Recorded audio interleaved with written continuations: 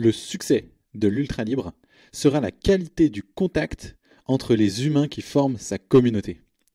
Que de la bienveillance, de l'attention aux autres et des bonnes intentions pour réussir à faire quelque chose de nouveau, innover dans l'apprentissage de l'ultra trail pour le rendre plus accessible. Dans la série L'Ultra Libre, qu'est-ce que c'est? On est dans l'épisode 2 sur 4 et on va voir les 3 facteurs de ce qui fait l'intérêt, à mon sens, de l'Ultra Libre, du projet Ultra Libre. C'est Blaise Dubois qui rappelle qu'il y a 3 besoins psychologiques fondamentaux chez l'humain. L'autonomie, la compétence et l'appartenance sociale. Et c'est ce qu'on fait. L'Ultra Libre, c'est une proposition appliquée à l'allongement des distances en course à pied et en trail vis-à-vis de ces 3 besoins. Pour rappel, c'est ce que disait le héros de Into the Wild. À la fin, sa conclusion, c'est que le bonheur doit être partagé. Sinon, il n'y en a pas. Et l'ultra, c'est pas un sport dans lequel il n'y a pas de lien social. Au contraire, et c'est sans doute une des parties qui contribue à sa richesse. Donc focus aujourd'hui sur la partie communauté de ce qu'est l'ultra libre. Déjà, cette communauté et tous les gens qui rejoignent l'ultra libre, ils ont un point commun. Ce point commun, c'est avoir une même envie, c'est faire mieux et avoir une meilleure performance. Et ça, c'est pas forcément avoir une meilleure place ou être plus rapide et avoir un meilleur chrono. Non, la performance, on se le définit chacun pour soi. Qu'est-ce que ça veut dire pour soi? Est-ce que c'est faire plus long en s'entraînant autant? Est-ce que c'est faire plus vite en s'entraînant autant? Ou est-ce que c'est terminer les mêmes épreuves, mais en se faisant plus plaisir? Ou en s'entraînant moins? Ou en ayant un meilleur équilibre de vie, une plus grande maîtrise de ce qu'on fait et pourquoi? Et c'est l'alpiniste Patrick Béraud qui disait « J'aime la performance pour ce qu'elle représente dans la démarche et le chemin de l'homme, pour les pensées, les efforts, les conceptions, pour l'adaptation qu'elle demande.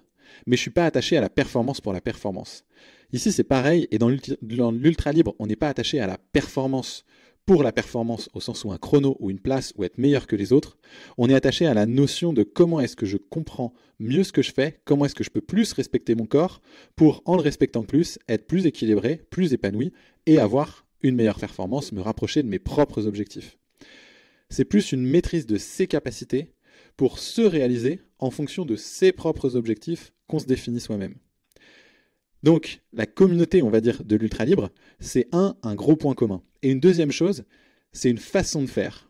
Et la façon de faire, c'est rester amateur, pas se prendre la tête, avoir des bonnes intentions, vouloir être en meilleure santé et pouvoir les exprimer de façon utile et ordonnée.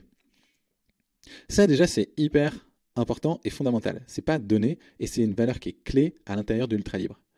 Les exprimer de façon utile et ordonnée. C'est-à-dire que l'espace sur School, il est fait de telle sorte que ce soit pas la foire, que ce soit très simple de trouver les ressources. Dans Classroom, entre guillemets, on a des sessions de formation, des partages, des bonnes pratiques, qu'est-ce qui résulte de l'expérience des autres et qu'on peut mettre en commun et le retrouver ad vitam ici. Et c'est dans l'onglet communauté, un certain partage d'expérience. Parce que quand on voit des gens qui ont le même objectif que soi, qui sont donc confrontés à la même situation de départ, qui sont du coup ensuite, qui font face au même challenge pour réussir, en fait, quand on mutualise les clés pour arriver à la situation d'arrivée, c'est comme si on était face à une porte et que nous, on a sa propre clé qu'on va essayer dans la serrure pour voir si elle marche. Ça, c'est sa propre expérience. Et en plus, quand on le partage, c'est comme si on avait toutes les clés des copains, que direct, on n'avait pas besoin de chercher, juste on les prenait, on les essayait et on voyait si ça marchait pour soi, pour passer à la pièce d'après. Donc en fait, le partage d'expérience, surtout quand il est bien ordonné et facilement accessible, c'est un accélérateur de performance. Et enfin, ce que je voulais vous montrer, on a fait 2 premiers sondages dans les 2 premières semaines de l'Ultra Libre, et notamment, il y en avait un, c'est quelle est la distance maximale que vous ayez parcourue dans un effort, en trail ou en ultra, jusqu'à maintenant. Et on se voit que la majorité des personnes, c'est surtout entre 20 et 80 km.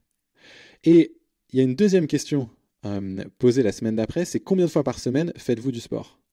Et là, on se rend compte que non seulement c'est beaucoup plus homogène, c'est-à-dire qu'en fait, il y a beaucoup de gens qui font 3 fois du sport par semaine, et pourtant qui vont faire des distances maximum qui sont différentes. Et à l'inverse, on se rend aussi compte que ce n'est pas forcément ceux qui s'entraînent le plus de fois par semaine qui ont déjà fait le plus de distance. Et ça, qu'est-ce que ça permet? Cet échange, on va dire, ordonné des expériences et ces partages de connaissances. Bah déjà, quand on voit combien de fois par semaine on fait du sport, on se surprend parfois à savoir, et là c'était le cas d'Angeline, à savoir et à réaliser qu'en fait, bah, on fait déjà plus de séances de sport que ce qu'on a l'impression de faire quand on réalise qu'il n'y a pas seulement la course à pied dans sa vie, mais qu'on fait aussi d'autres sports. Donc on est pareil quand on fait du vélo taf. On se rend compte qu'en fait, des séances de sport de plus d'une demi-heure, bah, on en fait plus que ce qu'on imaginait. Donc on prend du recul par rapport à soi. La deuxième chose, c'est qu'on voit que potentiellement, on s'entraîne au moins autant, voire plus que d'autres.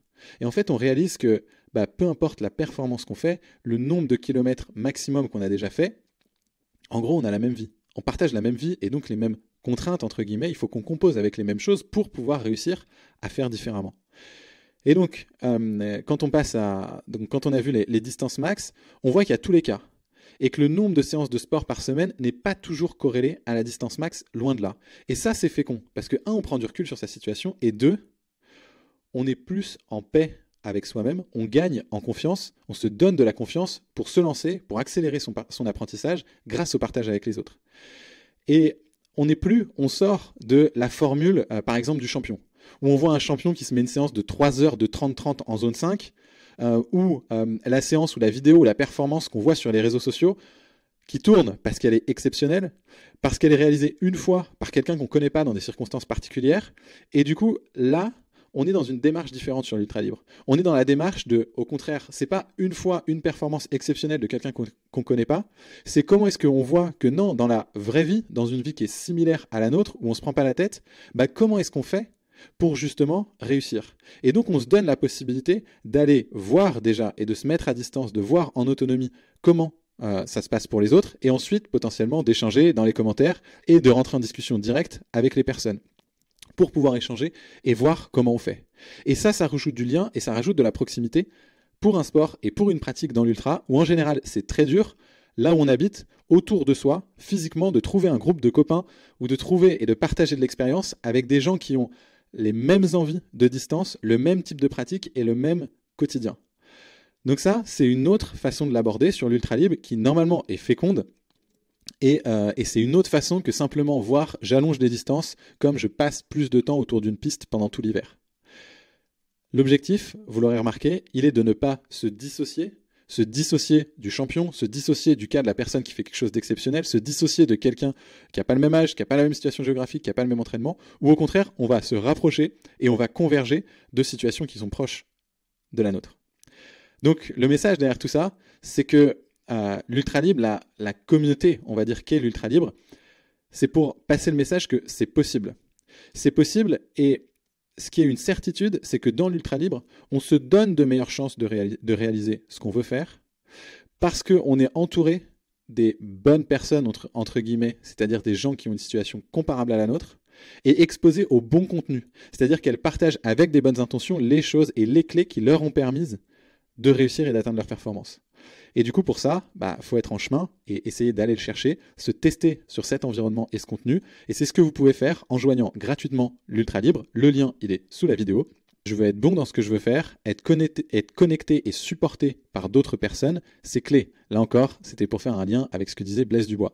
Donc vous trouverez sur l'Ultra Libre des bonnes vibes, de la confiance, et tout ça devrait vous faire tomber du côté où vous penchez, c'est-à-dire ce qui vous fait plaisir et ce que vous avez vraiment envie de réaliser pour vous. Je termine par ce par quoi on a commencé. Le succès et la raison d'être de l'Ultra Libre sont la qualité du contact entre les humains qui forment sa communauté. Alors merci à toutes celles et ceux qui y sont déjà au quotidien. Et si vous vous y retrouvez, au plaisir de vous y voir. C'est gratuit, le lien est en dessous. À bientôt et merci beaucoup. Et boum, on arrive. Il faut juste remplir ces quelques informations.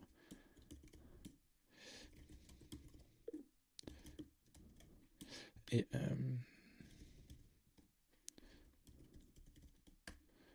c'est parti. Et donc là, il nous demande de mettre une photo. Hop. Celle-là. On choisit sa photo. Et une ligne de bio.